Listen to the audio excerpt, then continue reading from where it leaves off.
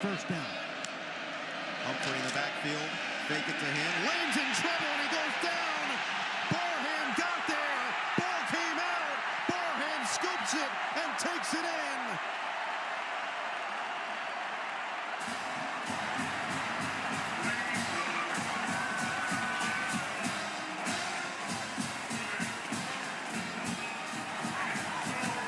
The machine at linebacker. Mr. Do Everything does exactly that on this play. Well, Tevin Shaw is in at right tackle. This is Barham and this is TJ Guy, two of their best pass rushers, and it's one-on-one. The ruling of a touchdown is under review. And Barham gets there, delivers the hit. Ball comes out, he picks it up and brings it to the end zone. But, I mean, this is a vicious hit. Was he down before the ball came out? And it looks like he is. Yeah, butts down. And credit Jack Lane for somehow holding on to that football. While they sing Living on a Prayer in the building, it feels like at times that's what Jack Lane's been feeling. All he can do is pray against this pass rush. But this one, in all likelihood, is coming back to New Mexico football. Barham's speed is absurd. I have a question for Terry. Is there any way they're looking at this because it was such a high hit or not? They should be looking at targeting. He is defenseless because he's in a passing posture. Now, we can go through that. At a minimum, it's roughing the passer. If it doesn't meet all the requirements for targeting, it should have been roughing the passer because he gets roughing the passer protections because he is in a passing posture. Now, as we look at it, it's hard to say there's an indicator. We need to see him lower his head and lead with it. He's more trying to make a wrap-up tackle. I don't think it has an indicator for targeting, so I would doubt they're going to create that. But at a minimum, it should have been roughing the passer, Todd. This is where it feels like the difference of the crown versus the face mask. Terry's point doesn't have that launch with the helmet down, kind of off to the side there. There is helmet-to-helmet contact, and it is such a gray area within that rule and figuring it out for oneself. I'm glad you got Terry in. It's been too long. I was waiting for the moment. Well, it was definitely a wrap-up by Barham. I mean, he is going for the wrap-up, but he is just such a violent football player at 245 pounds. And again, credit Jack Lane for somehow holding on to that ball. Tevin Shaw, number 77, was no match for Barham, and that's why, again, we talked about the two inside linebackers, Houseman and Barham. After review, personal foul, targeting, defense number 1, 15-yard penalty from the previous spot, automatic first down, number 1 is disqualified. So now Barham not only out for this second half, but he's out for the first half next week in Norman, and that is a massive loss for this Michigan defense. Massive. Terry, just take us through again what you saw and eventually what they decided on, which was targeted. So it's clear that the replay officials in the command center felt that he did have an indicator. He did lead with his head and make forcible contact to the head neck area of the defensive receiver. I see it more as a wrap-up tackle, but this is subjective, and that was their decision. And you can hear the response here in the big house because they understand what Barham means to this defense. You talk about the strength being the linebackers, and he and Houseman together mean so much. Now, it does help when you have the depth, and Jimmy Rolder's described as a third starter, but the bigger issue is for next week in that first half against Oklahoma. They need all hands on deck in Norman, and that's very unfortunate for Barham. 2nd and 10. Miscommunication. Reed's going to take it himself, and he gets walloped. Reed is down. He took a shot from a Don Shore. He did again. Remember, he left the game last week in the 3rd quarter against Utah State. Reed went down low. Field due to a player injury. And they will check on their starting quarterback as Miles O'Neill is up and starting to warm up on the A&M sideline. Back here, and they are looking at the last hit on Marcel Reed, who heads to the medical tent for a potential targeting on on Adon Schuler. It looks like Kyle Olson's taken off the headset, and they do have a conclusion to this decision. Let's listen in.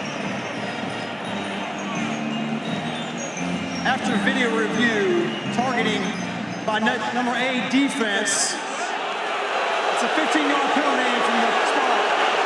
Automatic first down. Number 8 is disqualified from the game. Let's bring in Terry McCauley. Terry, what do you see? Yeah, I really don't see it that way, Noah. He does lower his head. He does lead with the crown. It's defenseless. But you have to have clear and obvious evidence that he makes forcible contact with that 6-inch radius at the top of his helmet. And certainly there is contact with the helmet. It's just not clear and obvious to me. It's supposed to be for them to create targeting. I don't think they should have. I don't either.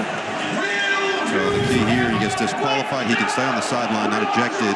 But Schuler, who is the vocal leader of this defense in the back line, he was the most vocal guy through the bye week, a captain as a sophomore. So fresh set of downs. Chapin delivers a strike and another flag. And Thompson with the catch, and this flag came down in the backfield. And Nate Johnson with the hit on Blake Chapin there. They're going to look at targeting. Personal foul, roughing the passer with targeting on the defense number 90. That play is now under video review. This is one thing Eli Drinkwitz told me down on the field is they felt like they had a read on when Chapin was going to pull the zone and try to throw into the flats, and that is a defenseless player, obviously quarterback in the pocket, so it doesn't have to be crown of the helmet. Any forcible contact to the head or neck area, and I tell you what, that's forcible contact to the head. Every bit of it. By the way, one of the keys, you mentioned doesn't have to be crown of the helmet, but one of the keys that they look at is where are the defender's eyes? And he was looking straight down at the ground. Yeah, an indicator, right? Yeah. A thrust or lowering your head, where your eyes, where you're looking. They really want to protect the After defender. video review, the ruling on the field is upheld. Yeah. Number 90 for the defense has been disqualified. I got to tell you, though, if you're Blake Chapin, and I know he's a veteran, and this is a team that plays really hard, and they're a blue, black and blue kind of team, but he has taken some hits all season long. At what point do those accumulate to the point where they affect your play? Well, they already have, right? I mean, he's been knocked out of the last couple games because of hits very similar to that right there, actually, from the backside. More so. Shy midfield, off the right hash. Flip it out left side. Brown on the screen. Got a block from Wilson. He's forward into LSU territory for a gain of close to 7 yards. Spotted just shy of the LSU 44-yard line. Cooley and Weeks on the stop. I believe that was an RPO, and the Tigers brought pressure. DJ just slung out the wide receiver screen. Good job by Vernell making people miss once again. Second down, and we'll call it 4. Line to gain between the 40 and the 41. Wilson and Brown now to the field side. Whistles. No flag here. Previous play is under further review. Potential targeting. Oh my. Well, if there was ever a rivalry that's had crazy moments, this fits the bill. What if it's, they were looking, well, they were showing number 7 there. No, it's number 40. Weeks. Whit Weeks, who is their best linebacker. His brother West plays. That's targeting. After a review, targeting is confirmed. The penalty is on Whit Weeks, their best linebacker, the junior out of Watkinsville, Georgia, ejected here in the first quarter. And now with the penalty, 1st and 10, Florida at the LSU 30. We're early in this one, 12:33 to go. What a moment here for Florida, who now has 1st and 10 of the LSU 29-yard. They're 0 for their last 9 on 3rd down.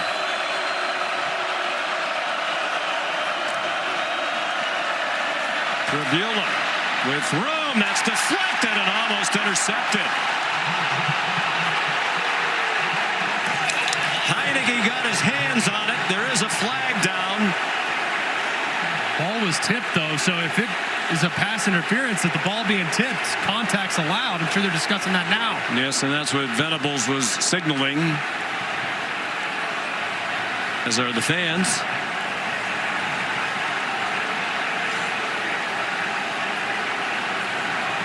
Big hit. It was a big hit, though, on the intended receiver, and they could be talking about all sorts of things.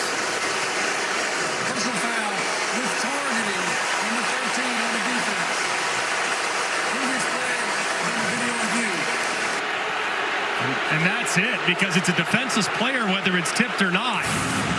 And you need an indicator for targeting. Well, an indicator is a launch or a drop of the helmet, and with Coleman being defenseless, that drop of the helmet is an indicator, and I think it's the correct call. It's Reggie Powers. Matt Austin's had a couple of looks at it. Here comes another. Matt, what do you think? Yeah, Sean, I agree with Greg 100%. He goes out of his way to launch and get up into the head area. Definitely goes helmet to helmet. As Greg said, defenseless. This should be an easy targeting, confirmed. Yeah, that's exactly what they're trying to get out of the game and have been for several years now. It's really just unnecessary, too, to launch. I mean, the ball's tipped up, and just a big mistake. After video review, foul for targeting is upheld. Number 13 is disqualified.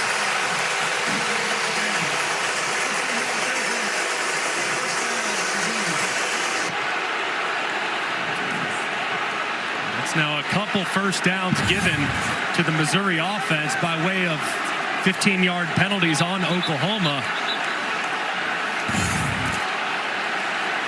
It's a huge mistake. It's a good call. Crowd's going crazy, but they're seeing it through crimson-colored glasses or don't understand the rules.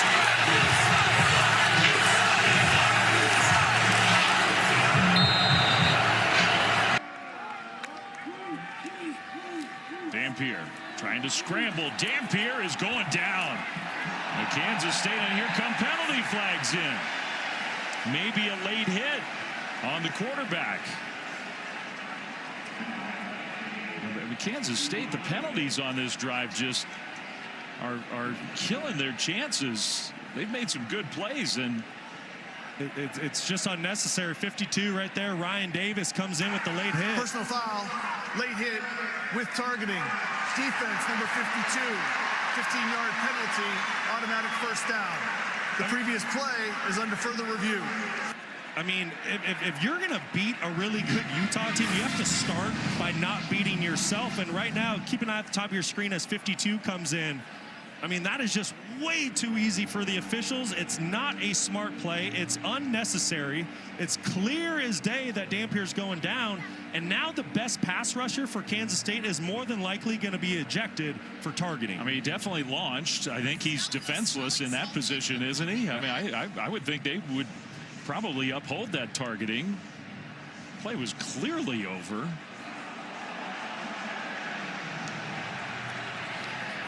And you just got to think that this is a Kansas State football team that's just frustrated with how their season's gone. This is a team that was supposed to contend for a Big 12 title this year. Instead, they're sitting at 5-5. But regardless, you got to play smarter football than that. That was just unnecessary by Ryan Davis. They had the weird pass interference on 3rd and long. That wasn't really a factor in the play at all, but gave Utah first down. They had the offsides on 3rd and long that made it 3rd and shorter, where Utah converted. Now this one, probably worst of all, just after inexplicable. review, the ruling on the field with targeting is upheld. Number 52 is disqualified. Like, what are you doing? That one is just hard to explain. No excuse for that. I would just assume Chris Kleiman is beside himself right now. I mean, we mentioned it. You're going to come in and create some sort of upset on the number 12 team in the country. You got to start by not beating yourself, and right now that's exactly what Kansas State's doing in the first quarter. Davis, you just want to let him run, throw it about 60 yards, and see if the big guy can make a play. Arbor, middle receiver, top of the formation. There he goes, and they go the opposite way to Faison, who gets popped out of bounds. And Sellers got hit. And Sellers is down. Timeout for an offensive player injury. Langston Patterson threw Sellers to the ground. And immediately the athletic training staff coming out to check on him. Luke Doty is the number 2 quarterback for Shane Beamer. And that is not a good sign for Gamecock fans. The Heisman hopeful laying down, banged up. The hit itself didn't look terrible. Definitely got contacted up high.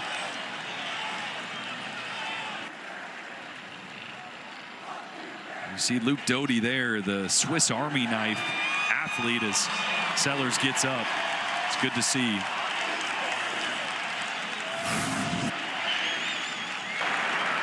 See Patterson come straight through on a blitz, and the injured offensive player inside of 2 minutes does not constitute a 10-second runoff because the runner was ruled out of bounds. It'll be second down. He's been reaching for the rib protecting pad that he has on underneath the shoulder pads. And Doty will now take over for South Carolina, looking at a 2nd and 8. And a whistle and stoppage. Immediately preceding the completion. Prior to the snap, the previous play is under video review. I almost said I wonder if they were going to look at that for targeting. Shane obviously. Beamer is all over the officials. He is all over. He went straight to the head linesman. I would be irate as well, because that was a huge play in the making. Little glance route hit Harbor right in stride. He had green grass, and right now he's saying you mark the ball, you put it down. We're playing football. You should have made that decision before you marked the ball and blew the whistle for play. Obviously, the best you're getting out of a possible target is 15 yards. That play could have been much bigger. And here's what they're looking at. So there's two types of targeting, obviously with the crown of the helmet, but because Lenora Sellers is a defenseless player, a pocket passer is protected in the action of throwing the football. Any forcible contact to the head or neck area would be deemed targeting.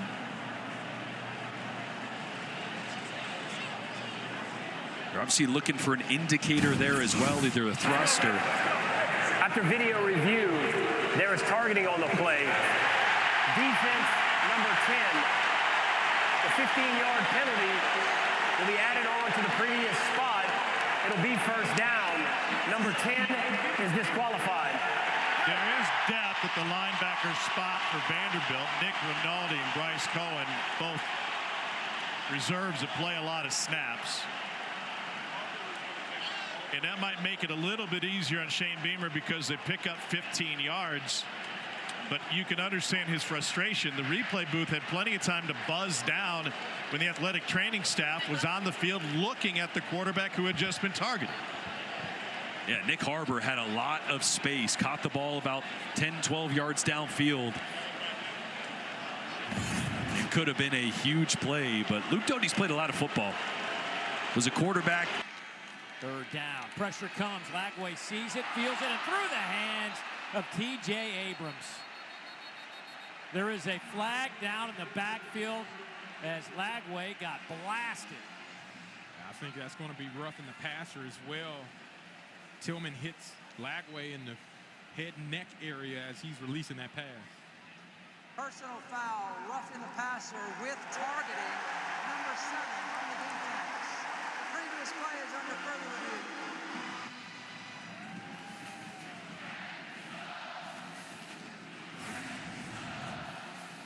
And this again, launching with the head, making contact with Lagway's head as a defenseless player in the head and neck area. That's why targeting is in place when he launches and the crown of the helmet hits there. That's going to get called every single time, and that's the second penalty on this drive, second personal foul by Tillman to lead to first downs for this Florida offense.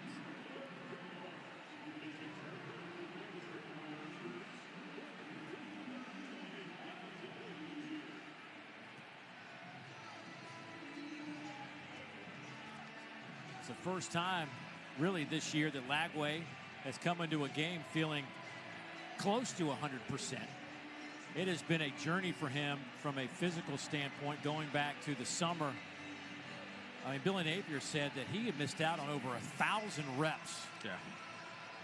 Because of the injuries he was dealing with, and just, I mean, anything that could go wrong with him. And there was never a severe injury, but it was always something that kept him from practicing. Yeah, and the fact that it wasn't severe is probably best case scenario in those instances. Yeah. If you have to go through it, that is the guy that can withstand and handle that pressure. When talking with him yesterday, he mentioned trusting the process and getting back to his roots is what he relied on to get back on the football field. I mean, this is taking a while, and he's got a bloody lip. Looks like he's got a little bloody lip. And I think what they're looking at, was there a crown of the helmet involved in that contact?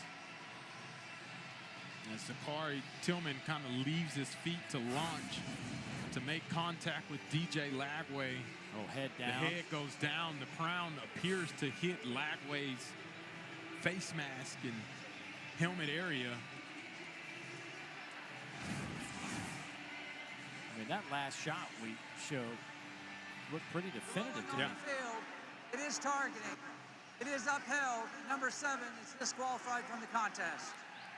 15-yard penalty, first down. Well, that's a tough break for Sakari Tillman. Young man's been playing so well for Mississippi State.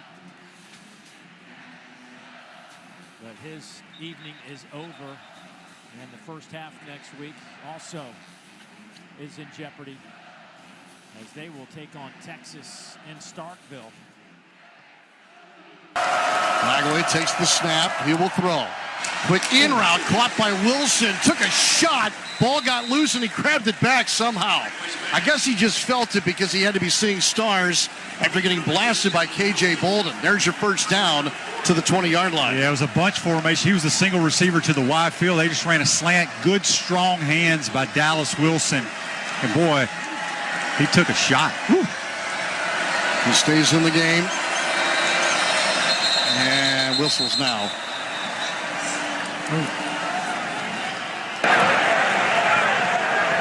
The previous play is under review for targeting on the receiver. Okay. So KJ Bolden would be the subject of this review, the defender for Georgia, their strong safety. But Dallas Wilson took a shot. That's for sure. I thought for a moment they'd want to check Wilson physically after the play. Shane, you want to do this? All official reviews during today's game are brought to you by the longest-running sponsor of the Gators, your Florida Dairy Farmers. Takes hard work for Florida's dairy farmers to produce more than 300 million gallons of milk each year. Hey, Casey, can you hear me okay? Yeah. What's it going to be like? What's it going to be like for you to interview your former coach coming off the field at the end of the first half? All right, so it's almost a full circle moment, right? As we look at this first replay on this helmet-to-helmet contact. For me, one, I'm very proud to see him in this position, but two, it's going to be pretty interesting just filling out his vibe first time as a head coach. Here's James Carter, Tate, thanks. So we're looking forward to your visit with Billy Gonzalez after the second quarter. 1:36 on the clock. After video review, personal foul, targeting number 4 of the defense. Crown of the helmet. A 15-yard penalty is enforced from the end of the run. First down. Number 4 is disqualified for the remainder of the game. That is huge. Now Hawkins.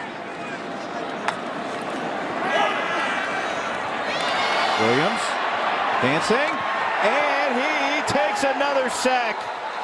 He is getting swarmed under, and that time it was the two freshmen, the best friends, Mathis and Sidney Stewart, with the sack. Trey Reddick got in there too with a beautiful spin move. This defensive line is hunting and playing with great passion and inspiration right now. Look at the pass rush. Watch on the left tackle. There goes the spin move by number 3, Trey Reddick. Normally the off-ball linebacker, and then there's the discipline and the pursuit. Sending a message, hitting with intention. They just announced the half is not over, and it looks like Brian Banks is going over to the monitor. It sounded like he may have indicated that they are looking at a potential targeting here. And that is indeed what's going on. Let's take a look. Well, I mean, he's not defenseless, and they say you got to look leading with the crown of the helmet. It certainly looked like Stewart was leading with the crown of the helmet there, Steve. Steve's going to take another look at it as well. And go ahead. You know, if he is leading with the crown of the helmet, you do not need him to be defenseless. right? I mean, that. Can you call two in one close. play? Could it also be Zaire Mathis? Yeah. Here's Steve. Yeah, they're looking. Actually, it's the first one that his head is down and they have to look at the crown. The second player comes in and he's to the side of the helmet. So it wouldn't be on Mathis. We're looking at, I believe, Stewart. And they're going to have to look to see if he hits him on the top. He's clearly a runner. His head is down. And we're looking at the replays. And he just hits him above the face mask. I don't think this is enough that they're going to put on targeting. Looked like enough to be the crown of the helmet, the top. Steve, there was that call last week, Oregon Penn State, where it was the hairline, right? Is what they said. Are you seeing maybe a hairline by 29 Stewart? I am. It has to be clear and obvious, 100% that it's that 6-inch radius on the top, and he's not a defenseless player. He's clearly a runner. I guess it's spinning it forward too here, Guy. This is still in the first half, which would mean, if it is the case, Stewart would be gone for the game, but not next week. Correct. That right there, that's very tight. This is going to be the judgment of the command center. The command center is going to make this call. Okay, thank you. That's great insight, Steve. And we'll see if any time, some time would go back on the clock, and it would give we would be an untimed down. They get an untimed down. Yep. After review, defensive player number 29 committed a targeting foul. It'll be 15 yards from the end of the run, which is the 35-yard line. The ball hits 50, first and 10, Washington. Number 29 is disqualified for the remainder of the ball game. The freshman's been playing so well. And you heard Steve say an untimed down. Game clock operator, please reset the game. No timeouts and no first down there.